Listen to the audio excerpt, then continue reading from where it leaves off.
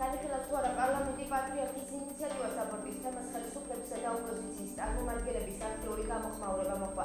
აბორტის აკრძალვა არ არის დემოგრაფიული პრობლემის გადაწყვეტა. ასეთია ქვეყნის პრემიერის პასუხი პატრიარქის ინიციატივასთან დაკავშირებით.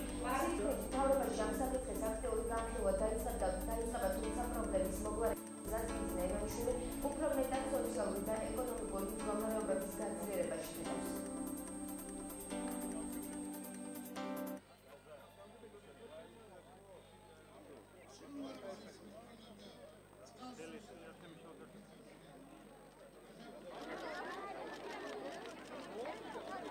მარტო ეს საკითხი არ არის დემოგრაფიული პრობლემის გადამწყვეტი. დემოგრაფიული პრობლემაც პირველ რიგში ჭირდება ის, რასაც მე მუდამ გავიძახე. ეკონომიკის აღორძინება უნდა მოხდეს, ოჯახებს მეტი შესაძლებლობა უნდა ჰქონდეს, მეტი საშუალება უნდა ჰქონდეს, უკეთ უნდა ეცხოვრებოდეს. და ამაზე სახელმწიფო უნდა იზრუნოს. კიდევ ბევრი სხვა შემადგენელი ნაწილებიც აქვს, მაგრამ მე მგონი რომ ძირითადი განსაზღვრელია შემოსავალი ოჯახის და პირობები.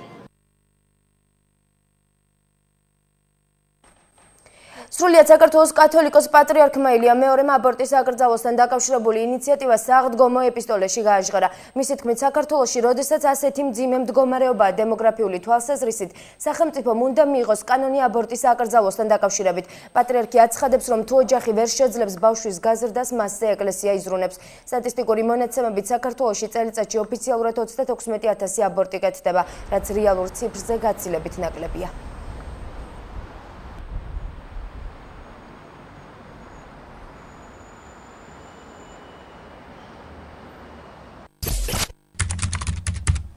უდიდესი დანაშაული, რომელიც თითქმის ყველა ოჯახში ხდება, არის მუცლადღებულ ყრმათა მკვლელობა, აბორტი.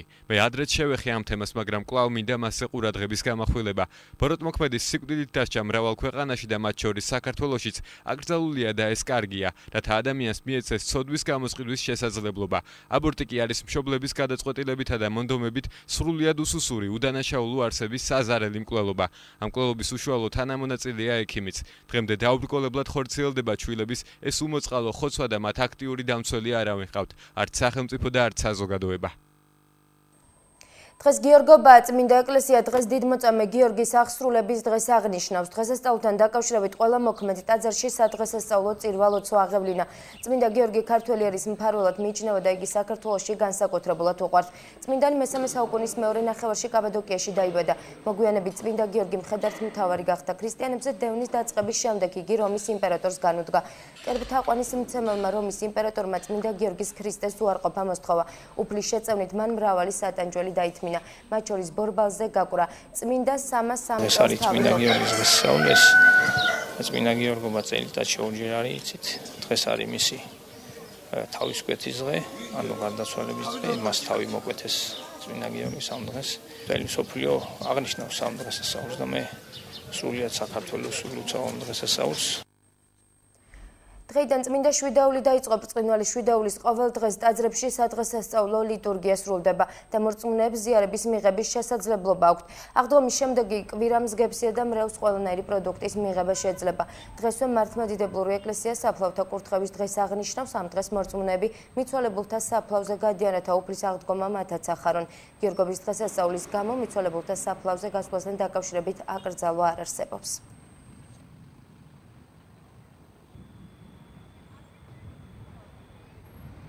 ვილოცოთ მათი სულების გადარჩენისათვის, ანაშვიდები გადაუხადოთ და აი ეს ყველაზე მეტი მისაგებელი, რაც შეიძლება ჭირუსუფალმა თავის მიცვალებულს მიაგოს. დღეს ჩვეულებრივად გიორგობის დამთხევასთან დაკავშირებით არავითარი წინააღმდეგობა არ არის, შეგვიძლია საფლავზე გასვლა, მონახულება ჩვენი მიცვალებულის საფლავები და ზომიერად აღნიშნა ამ ბრწყინვალე დღესასწაულის. საქართველოს პრემიერ-მინისტრი ლანჩხუთის მუნიციპალიტეტის სოფელ შუხუთში ტრადიციულ ლელო ბორცს მეუღლესთან ერთად დაესწრო. ვებგვერდ გურია ნიუსის ინფორმაციით ბიძინა ივანიშვილმა 16 კილოგრამიანი ბურთის დაჭერა პირადად სცადა, თუმცა მამა საბას მიერ სამჯერ ნასროლი ბურთის დაჭერა ვერც ერთხელ შეძლო. პრემიერ-მინისტრი თამაშ თვალს აღფრთოვანებული ადევნებდა და წესებითაც ინტერესდებოდა. რაც შეეხება ტრადიციული თამაშის გამარჯვებულს, წელს 3 წლიანი პაუზის შემდეგ გამარჯვებული ქვემო შუხუთის გუნდი გახდა.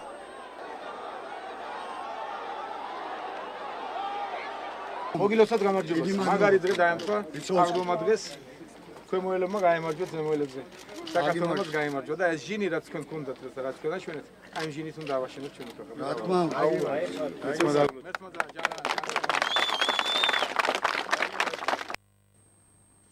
საქართველოს პრეზიდენტი აღდგომის ბრწყინვალე დღესასწაულს გრემის ტაძარში შეხვდა. სახმთო ლიტურგიას მიხეილ სააკაშვილი ოჯახთან ერთად დაესწრო. სრულიად საქართველოს სამართლმადიდებლოს აღდგომის ბრწყინვალე დღესასწაული პრეზიდენტმა ოფიციალურ ვებ-გვერდზე განთავსებული ვიდეო მიმართვით მიულოცა. აღდგომა არის სიკეთის გამარჯვება ბოროტებაზე, მომავლის გამარჯვება ცუდ წარსულზე. დარწმუნებული ვარ, საქართველო გადალახავს ყველა სიძნელეს და ჩვენ გავმთლიანდებით. აღნიშნულია პრეზიდენტის მილოცვაში.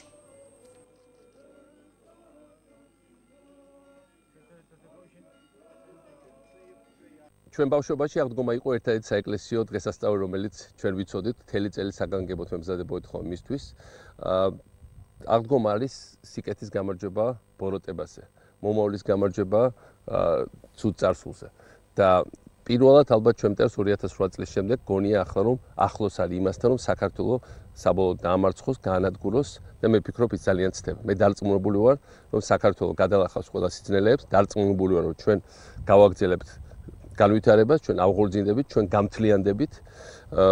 მე ამ დღესასწაულს ხვდები ოჯახთან ერთად კახეთში და ძალიან ვამაყობ იმით, რომ აქ გარშემო რამდენიმე დიდი ტაძარი აღვადგინეთ ბოლო წლებში, ძალიან ვამაყობ აქედან რამდენიმე ასეულ მეტრში არის ნეკრესის ულამაზესი უძველესი მონასტერი, რომელიც ჩვენ აღვადგინეთ, თელი შემოგარენით, აქვე არის გრემი, აქვე არის ალავერდი არცისო შორს, რომელსაც ჩვენ კიდევ გვაქვს დასამთავრებელი და მე ასევე მინდა ვთქვა, რომ რამდენიმე დღეში 12 რიცხვში ჩვენ ყველანი დავესწრებით კურთხევას ფოთის უზარმაზარი და ულამაზესი ტაძრის ქართული აია სოფიასი.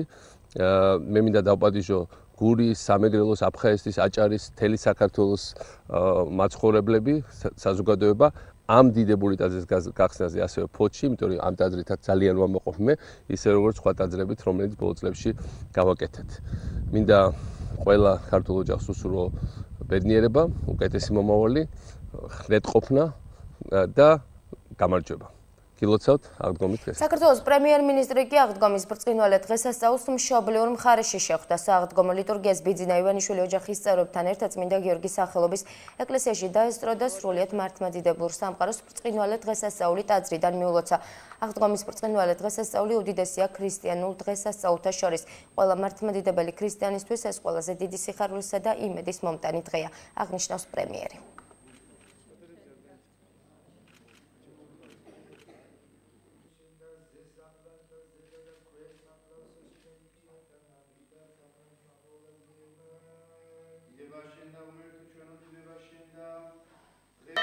გილოცავთ აღდგომის ბრწყინვალე დღესასწაულს. ქრისტიანს დღა. აღდგომის ბრწყინვალე დღესასწაული უდიდესია ქრისტიანულ დღესასწაულთა შორის.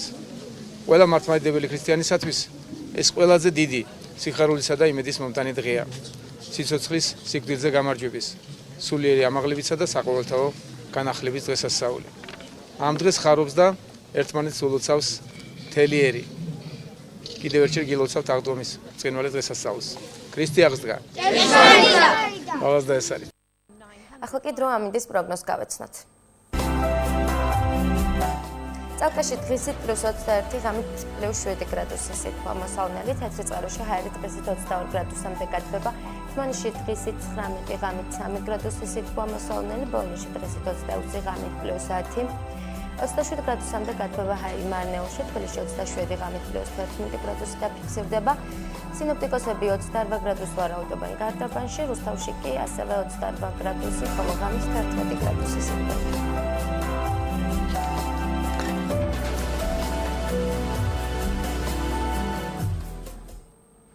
ასეთი იყო დღის მთავარი თემები და ქრონიკა 9 ნახევარზე. მე მომავალ შეხვედრამდე გემშვიდობებით ნახვამდის.